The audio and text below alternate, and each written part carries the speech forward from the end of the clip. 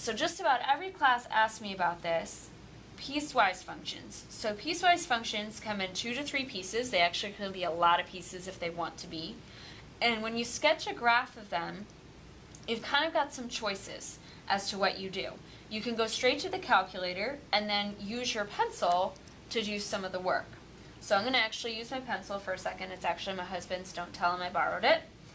And I'm going to clear out my calculator. So second plus 7, 1, 2. Everything's clear. I'm ready to go. So since my formula says y equals 1 and it says y equals x squared minus 3, I'm going to type two things into y equals. I'm going to type in the 1 for my y1 and the x squared minus 3 for my y2. When I hit graph, I'm going to see two different shapes. One is a horizontal line all the way across. The other is a parabola. Okay, so I'm going to sketch that on my paper using my pencil. It's important to use a pencil, guys, because you need to be able to erase. So the line was at 1 on the x-axis and it went straight across. The parabola is in the middle on the y-axis, hits at -3, and it goes up just like that.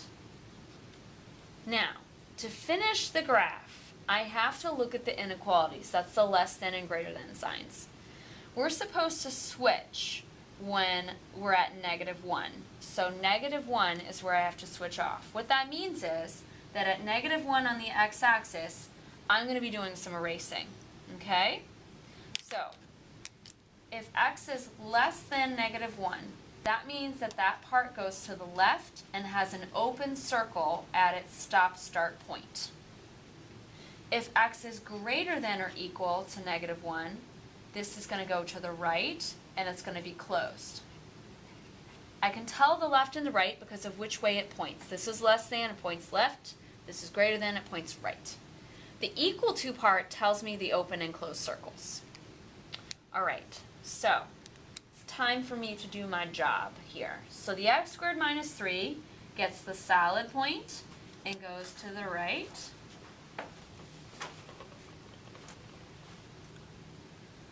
The 1, which is the horizontal line, gets an open circle and goes to the left.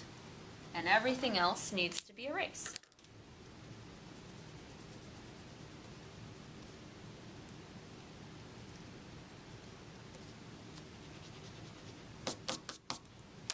Let me draw my x-y axis in. I probably should have done that first so you knew where they were, just in case the pencil's a little light.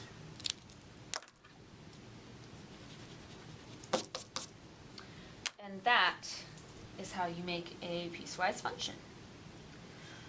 Alright, so they could ask you to do a variety of things besides make the graph, and I kind of included everything. The review doesn't have everything on it, so make sure you just do what it asks you for, but be prepared because this might be on the final, hint hint. So, determine the intercepts. So you can, again, go to the calculator to do your x and y intercepts, or you can do them by hand. I did them by hand in the notes. I'm going to use the calculator here. So what you do with the calculator to get your x-intercept, you go second trace, and you go over there and you find the answer. So second trace, I want my 0. So if you're on the wrong formula or wrong thing, like right now I'm on the line, not the parabola, and the parabola is the part that has the x-intercept based on what I graphed here in pink. The x-intercept's right there. So what I'm going to do is hit the down arrow, it switches me to the other shape. So now I'm on the parabola. I need to go to the left side of my 0, which is the x-intercept, hit enter. Go to the right side, hit enter. For the guess, get as close as I can, and hit enter. Alright, so my x-intercept is 1.732. If you like doing them by hand, go ahead and take a look at the notes. What I had to do is I had to take the x squared. This is how you do the x-intercept by hand. I had to take the x squared minus 3, which is the formula for the parabola, and I had to set it to 0 and solve it. I added the 3 over, and I square rooted both sides, and that gave me 1.732, which is the same thing I got with the trace on the calculator. Alrighty, y-intercept, Looks like it's down here at -3. I can also trace to that as well. So the y-intercept is at -3. Okay, the other thing they can ask you is to do some evaluation. What that means is they're going to give you a number for x, and you've got to choose which piece you're going to use to find your answers. So, let's do some evaluations. So the first one that I asked you to do was -3 for x. Well, -3 is either on one piece or the other, so I have to check the inequalities to make my decision. Remember, this is my x.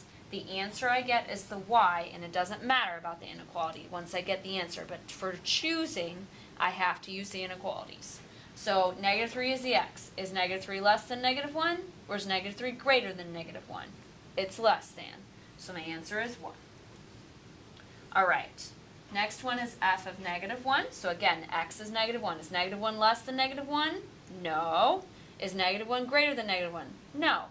But the equal to part here makes it okay. So I am going to use the parabola. So it's x squared minus 3, which means I'm going to do -1 squared minus 3. That's going to make -2. Last one that I did in the notes is f of 2. Again, I have to decide which one am I using. This is my x. So x is 2. 2 is not less than -1. 2 is greater than -1. So I'm going to use the parabola, or the x squared minus 3 again. So it's going to be 2 squared minus 3. That makes 1. Alright guys, last part. This part's actually the easiest part, but they do ask you why or why not. So, is the graph continuous? So continuous has the word continue in it. Does the graph continue? That means if I took my pencil and I drew this shape, I should be able to make the other shape without picking up the pen. That's not going to happen. I'm jump right here. So my answer is no. There is a break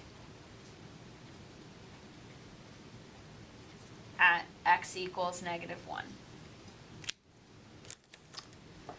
And that is pretty much what I think they might ask you about a piecewise function.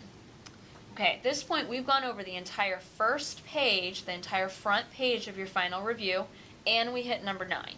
We're about to